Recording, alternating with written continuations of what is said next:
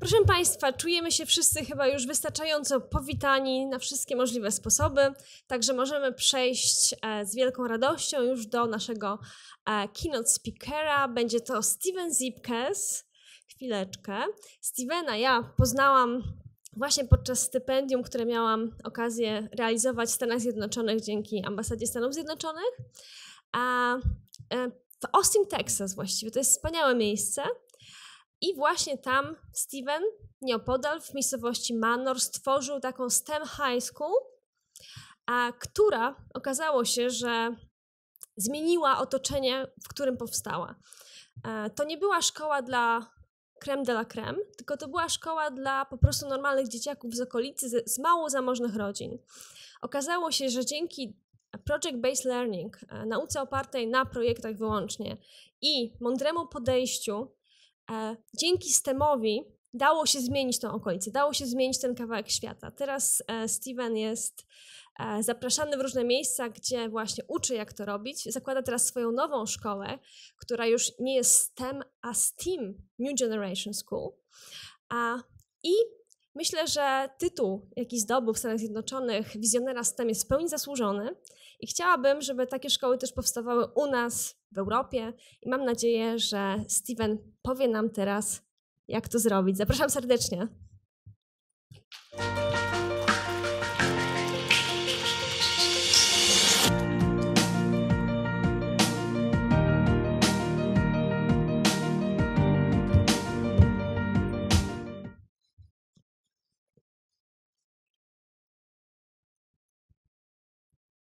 Good morning.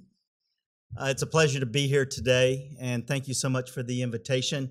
I'm coming to you today as a practitioner, somebody who actually lives, eats, and breathes with the students doing STEM every single day.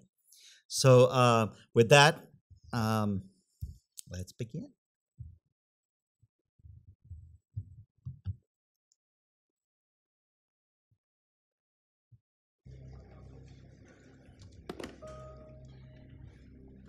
I stand before you today to apologize. The system has failed you. I have failed you. I have failed to help you share your talent with the world when the world needs talent more than ever, yet it's being wasted every day by an educational system steeped in tradition and old ideas. Well, it's time for a new tradition. It's time to realize talent isn't just in schools like this one. It's everywhere. It's time to use technology to rewrite the rules of education. To learn how you learn so we can teach you better. It's time a university adapted to you rather than you adapting to it. It's time for a different kind of university. It's your time. So in 1983, a seminal report called Nation at Risk was published, and it talked about the mediocrity of schools in America. And here we are from 1983 to 2016, and we're still facing the same type of mediocrity in schools. Our schools are continuously being bested by other countries and their students. And as a result, currently, there are over 4 million unemployed, unfilled jobs in the U.S., and we have 12 million Americans out of work. The issue is that we have unemployed Americans that do not have an educational background and the skills to fill those jobs. There was a report that the gap between children from the United States and other countries, that we were falling behind, and it cost America $2.3 trillion in economic input.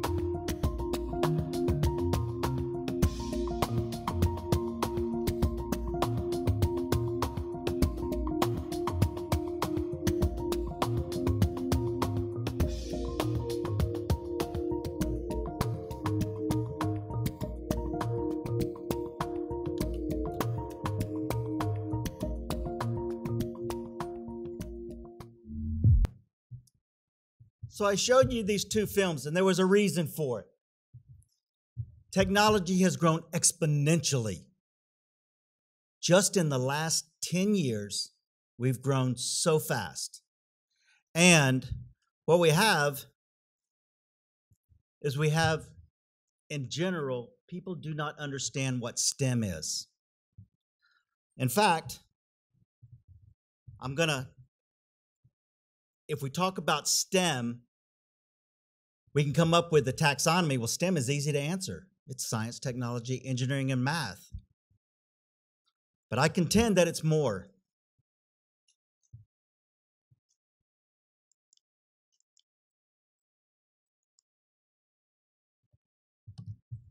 I believe STEM is a social issue. You can't have one without the other. It's about social justice, transforming culture, educating through inquiry and project-based learning, and making a true difference. There's a symbiotic relationship between what STEM is and what STEM is. If we knew what the answer with STEM was, we all wouldn't be here. Because if it was just about math, science, technology, and engineering, we've been doing that for the last 90 years. What's different about STEM? There's a gap. There's a STEM gap. And the gap is that we continuously educate the students that get it, but we have this significant number of students that either do not like math and science because they had poor relationships beginning, they don't understand it, so they turn off, and they continue to sit in classes where we lecture to students that don't get it. So by a symbiotic relationship, putting these two together, now we can solve the STEM crisis. We can get students interested in math and science that haven't been before. You see, STEM, to me, is a vehicle for change, but it's not without first changing the culture, because culture will eat strategy every single time. I live this. I see students that come in that have no interest at all, and they come through, and when you combine and they see that you have a genuine interest in what they do, in them, and you can take projects and get them excited and engaged in ownership, and they're not sitting there listening and regurgitating information, but they're getting that information and being able to take that information and transfer it to be able to solve real problems. That's what STEM is. I see it every single day. In fact, I'm involved in a lot of organizations in STEM. There is a concerted effort on the national level, the state level, and local level. Currently, in November, I attended the Next Generation High School Summit at the White House, and there's public and private sector support of $375 million for STEM, for high school redesign. There was $4.35 billion investment with Race to the Top to change schools and to focus on STEM.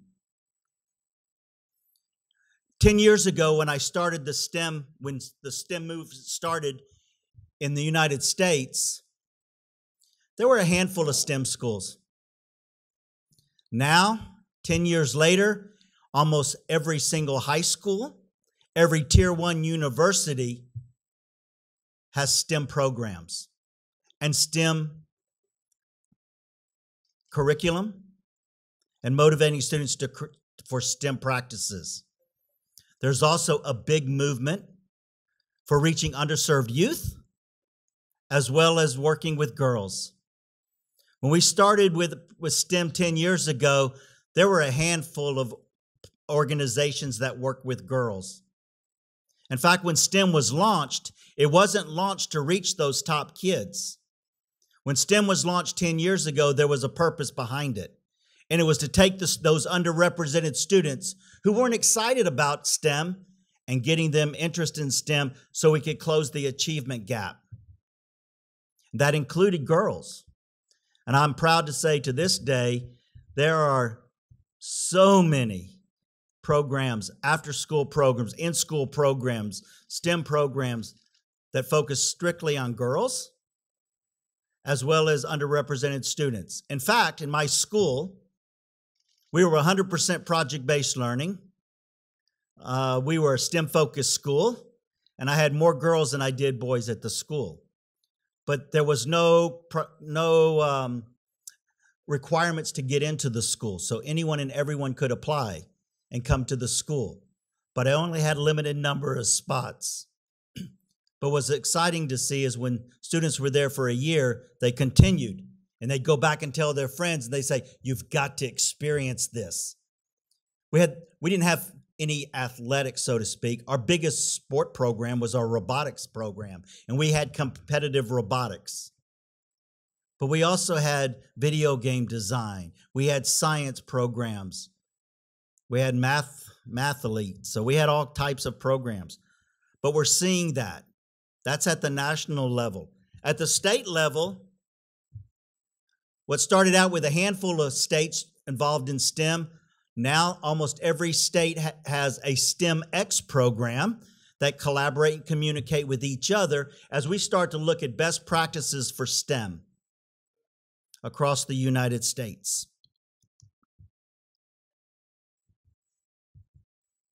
In fact, I've been involved in several comprehensive research projects, and I'm going to mention two that you can go on and you can see they're comprehensive.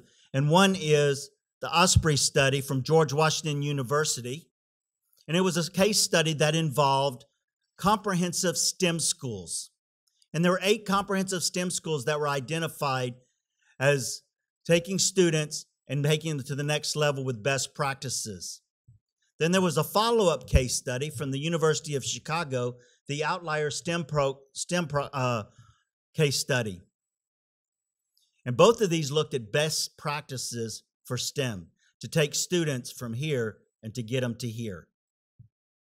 I also have a couple of books that I've contributed to that involve STEM, and that's Design, Make, and Play, Growing the Next Generation of STEM Innovators and Deep Learning Beyond 21st Century Skills. So you can go on there and you can see these case studies. These are national case studies. In fact, they're probably the 2 largest case studies in the United States in schools on STEM. You can find a lot of information from those case studies.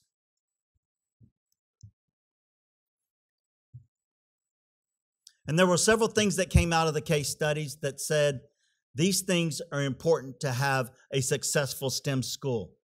Obviously, you need to have STEM-focused curriculum. The instructional strategies on inquiry-based and project-based learning. I cannot emphasize that enough. When I started this school 10 years ago, I was charged, you're going to take and open up a STEM school, and you're going to target underrepresented students, have not been successful in math and science, and you're going to talk them into coming over and taking more math and science. That was not going to happen. So I had to think. I had to have a mindset, a shift to say, what could it be that these students are not being successful? And how could I get them to come over to a STEM school and take more math and science when they typically are failing right now? And I said, first thing we're going to do is we're going to change the pedagogy of the school. We're going to deliver instruction through project-based instruction.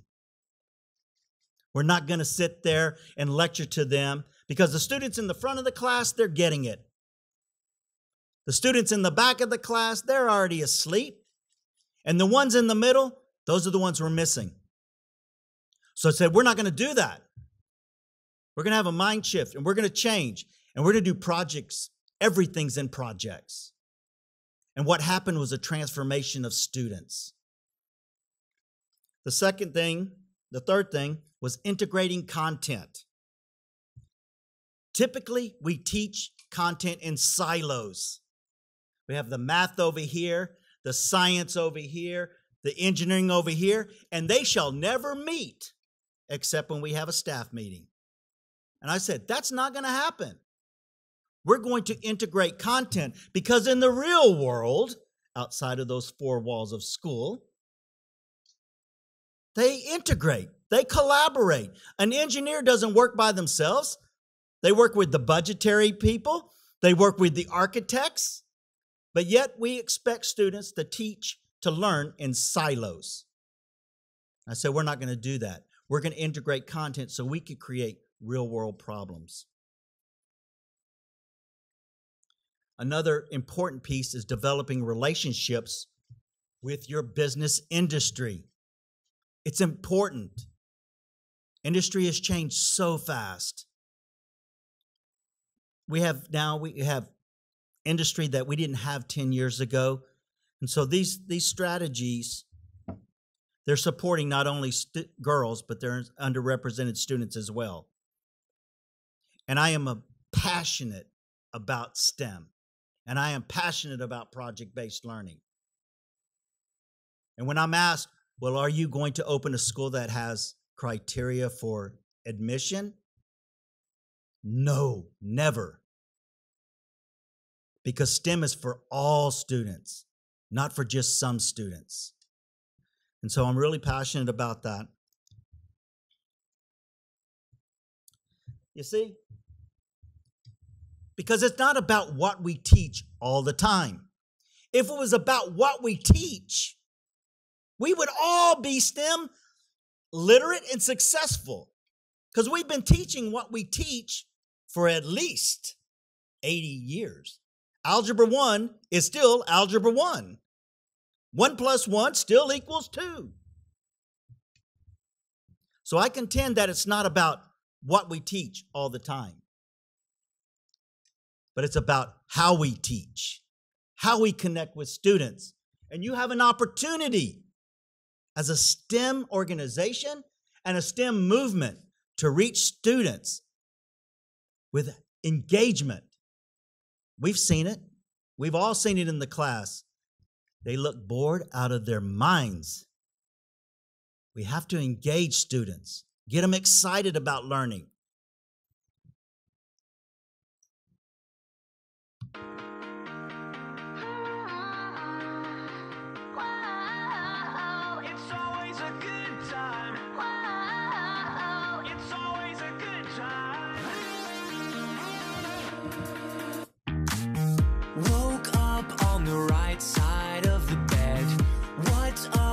This Prince song inside my head. Hands up if you're down to get down tonight. 'Cause it's always a good time. Slept in all my clothes like I didn't care. Hopped in. That's the most beautiful girl in the world to me. That's my daughter. And she came to me in 3rd grade and she said, Daddy, can I have an email account? And I said, why? Because I'm going to make a video and I'm going to put it on YouTube. Everybody wants to put it on YouTube. And I thought about it and I said, okay, you can use my email account. And she created this video. She's never had a technology class in her life. But yet, she can create a video. There's an app for everything. There truly is. And if you think your students are coming, the students that we got 10 years ago are not the same students you have today. I promise you, technology has grown exponentially. If you expect my daughter to sit into a class while she's sitting there in rows, very structured, very nice. Don't raise your hand before you answer that question. It ain't going to happen. And neither are the students that we have globally around the world, today's world. They're completely different because they grew up in an age where they don't know a world without technology. We have 1-year-olds, 2-year-olds that have iPads, and they're running around touching everything all the time. I like to tell stories, so I'll tell you this one. A colleague of mine gave his 4-year-old son an iPad, and he learned how to get an app. All of a sudden, he gets a bill for $94. His son went on and started buying all these apps. So you have to beware.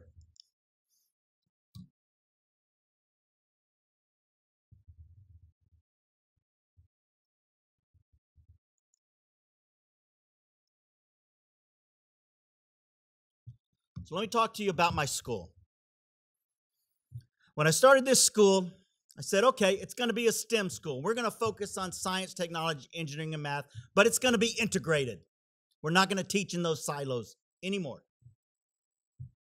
And the second thing, the expectations were that students were going to go to school and graduate with 5 years of math, 6 years of science, and a minimum of 2 years of engineering. Where I come from, you only have to take 3 maths. You only have to take 3 sciences, and you don't have to take any engineering. Now, do you remember what I told you? Who are the students that were coming to my school? Those were the underrepresented students that did not like math and science. But they were going to take this many years of math and science. You see, when it's engaging and exciting, they don't even know they're taking. They just keep on going. And then we were going to focus on STEM. It was going to be all projects, and we were going to be one-to-one. We all know what one-to-one is, right? One-to-one technology means every student has access to a technology. 10 years ago, we didn't have iPhones. 10 years ago, we didn't have iPads. But yet, we were one-to-one. What that meant was when a student got into a class, they had access to technology, to a computer. It wasn't necessarily each student had something. And we had seamless integration of technology. Technology did not make the school. It was the invisible tool, very much like a pencil was for every student.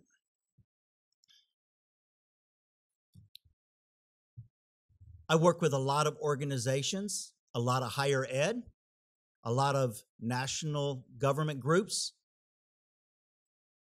And the things that are working, these are some of the groups that have proven that we have national validity with our STEM process and how we look at STEM and how we view STEM. I'm not diminishing the science, technology, engineering, and math, but I am saying that it's a symbiotic relationship. You have to change the culture or you're not going to grow it. You'll have certain schools, your top schools, that can go do STEM, but you're still going to have that gap until you can figure out a way to develop that culture.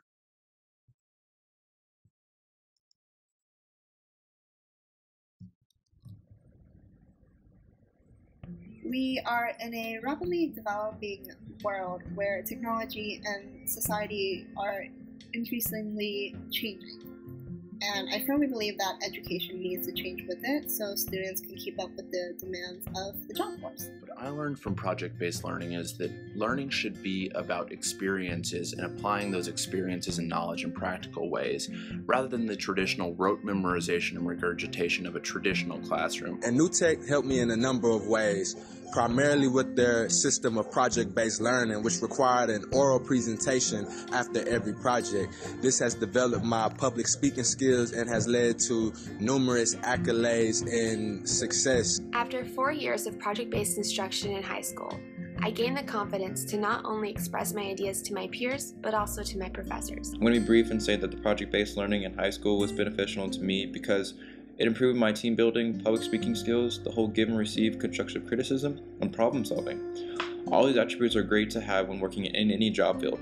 I was in a fast-paced environment that taught me how to be more confident, be more team-oriented. It taught me how to communicate more effectively and work well under pressure. Learning how to deal with friends and to work with friends and hold friends accountable, which is helping me now that I opened up a restaurant with my best friend. And sometimes it can get hard, but we just keep with what I learned at New Tech. We do a contract and we hold each other accountable. We have a rubric which outlines everything that is needed for us to run a smooth, proper restaurant. I'm never afraid to go up to the board to show a proof in class sizes of over 150 students. It's led to me getting a scholarship for the Texas Southern University debate team and winning numerous awards, me being active in the NAACP Houston Chapter's Political Action Committee, organizing protests and speaking at numerous events. The PBL learning style inspires students to think more critically, not only about the lesson plan, but how it integrates into the world around them. And that's a really important skill that all young professionals will need. You build team effort when working with your groups and acquire better public speaking skills when you have to present your projects.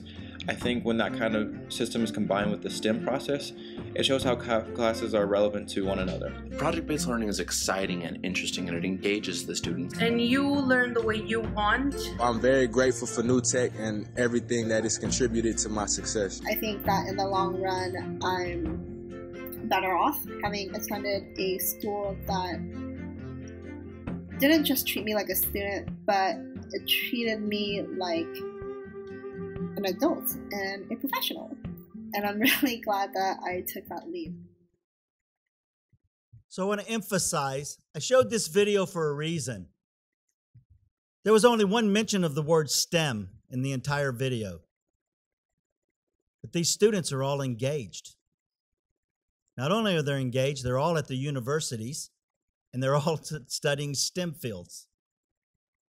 You see, when a school and an organization doesn't necessarily put STEM at the forefront and looks and values the child and the student, then you start to transform the student. And those STEM qualities, that rigorous coursework, it's all done with projects. In fact, in 2013, President Obama came to my school because of the engagement and the success of the school. Now, I've been a high school principal for 20 years, and never in my time did I ever think the President of the United States would come to my school based upon the success of the school and the students. That was quite a moment. But you just saw a video of just some of the students that came to our school and that have left and now gone on to the university to focus on STEM studies.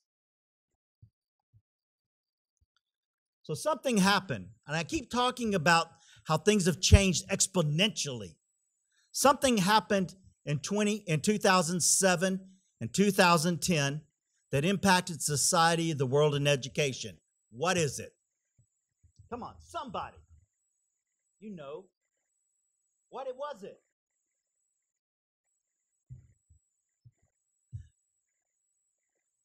The iPhone came out. It's hard to believe that the iPhone came out in 2007. Everybody's got a phone. Every single person. And it impacted society and the world. It was the first time a platform was available all on the globe. I've been around long enough. My first cell phone was a bag, and I carried it, and the phone was this big, and I'd pull it out and talk. And it cost me about $10 a minute, and I never used it. Now, everyone has access to, and this is just the phones. Think of everything else that have grown.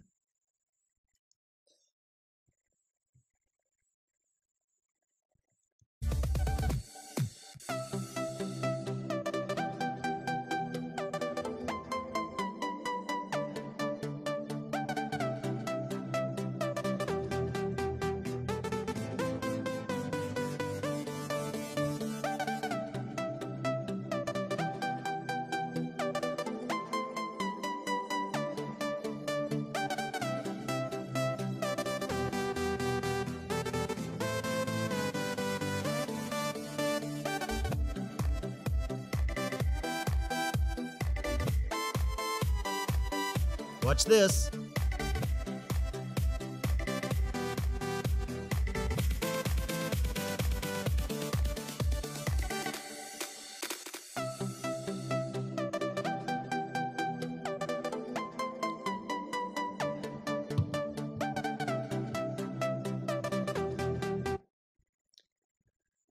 So I just took a snippet of this because I thought it was important. It's the first time we have 4 generations working side by side. I remember when I started the school, I used to email. Nobody emails anymore. We text. We don't even call on the phones anymore, right? We text for everything. It's grown exponentially. Some of the jobs that you saw up there, they weren't around back 10 years ago. In fact, one of the newest jobs that's out there and the most high demand job that we still are trying to develop is cybersecurity. Few universities offer cybersecurity as a degree, but more and more are starting to bring that up. In fact, I had conversations last night. Higher ed's changed in the United States significantly. 10 years ago, I'll go back further. 15 years ago, there were no online courses for Tier 1 universities. They would never have online courses. But the largest university in the United States is Phoenix, 800,000 students. It's an online university. And today, every single Tier 1 university in the United States has online courses. We have to grow. And so when we start looking at an innovation ecosystem, what we're looking at is a systemic change from one generation to the next. We're starting a new generation of change that we don't know yet. In fact, we were talking last night, you have Snapchat, you have everything in Poland we have there. I couldn't even tell you how to get on Snapchat, but my children are on it all the time. And if we're not keeping up with that, we're going to get lost. And it's the first time in my career that technology is forcing the change in not only education, but in the industry. Think about it. We used to teach students how to use technology. We used to bring technology into industry to say, this can help you. They're telling us now, we have this technology, you need it. It's pushing us further and further into the future, and it's not going to stop. So STEM is so important, and we have to get those students those skills for that rigorous education, as well as developing that ownership.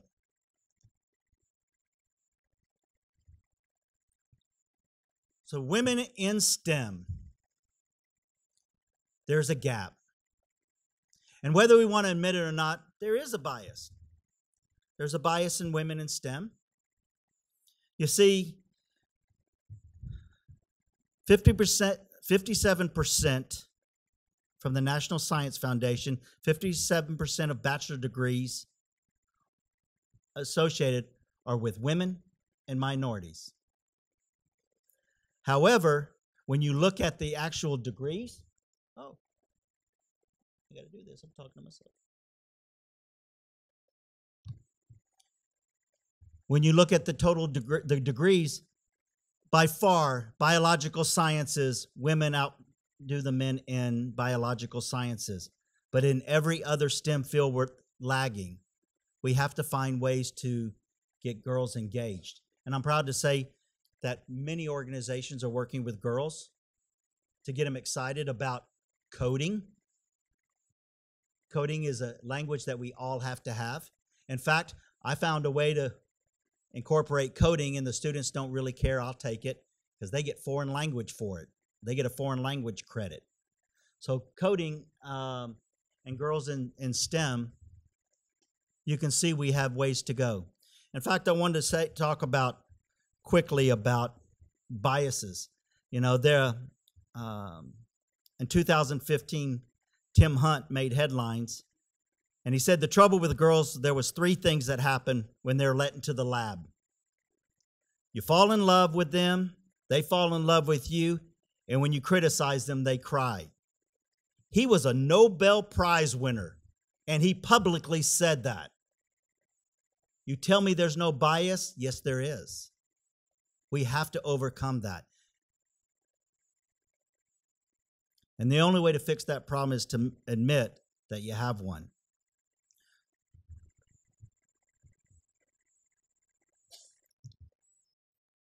So in conclusion, hello, Texas. I thought I'd show you this. Well, howdy, Maynard. Go Titans. I want to thank Principal Zipkes for his great work. The folks around here are doing something right, and I think the rest of the country can learn from what you're doing. So I've come to listen and learn and highlight some of the good work that's being done. There's a reason why teachers and principals from all over the country are coming down to see what you're up to. Because every day, this school is proving that every child has the potential to learn the real-world skills they need to succeed in college and beyond.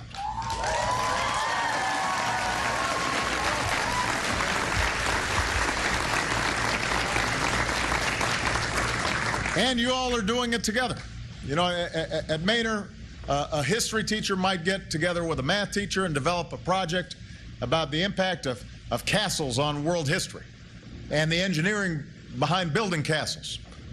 Or a group of students might be in charge of putting together a multimedia presentation about the moral dilemmas in literature as applied to World War II. And while most high school students in America give a handful of speeches by the time they graduate, a student at this school might give as many as 200. Now, that's a lot of speeches.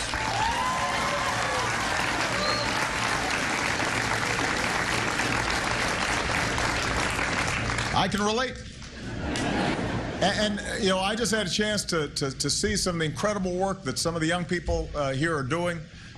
You know, folks who use mathematical equations to build musical instruments, and tests on bungee jumping with rubber bands and weights, and you know, robots that were being built, and all kinds of great stuff. And you're doing things a little differently around here than a lot of high schools, and it's working. It's working. And by the way, the majority of students at Maynard don't come from wealth or privilege. Some folks here might have come from, you know, some pretty tough backgrounds, and yet the vast majority of students here stay in school, they graduate. Your test scores in most subjects have been higher than the state average. Almost every member of the recent graduating class went on to college, and about 60% of them were the first in their families to do so. You should be proud of that. So this is an impressive group. There's innovation going on that equip graduates for the demands of a high-tech economy. There's a lot of hands-on learning here. You know, part of what makes this place special is that there's all this integration of various subjects and actual projects and young people doing and not just sitting there listening. So I could not be prouder of what's happening here at Maynard. That's why I wanted to come. Last month, students in a digital media class made a YouTube video describing why this school was so special. Some students talked about how they're looking forward to being the first in their family to go to college. Others talked about learning new skills, taking on more responsibility. And one sophomore summed it up nicely when she said, "This school is a lot more than just a school, it's a family. And it's filled with people that are going to care about you and are going to help you." Well, Maynard, that's what every school should be.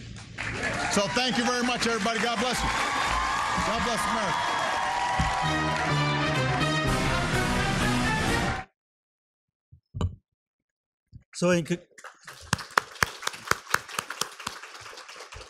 So in conclusion, I hope I've had you at least question. I hope I've inspired you to think about what STEM really is and how do we get students and close the gap globally in STEM. So thank you so much.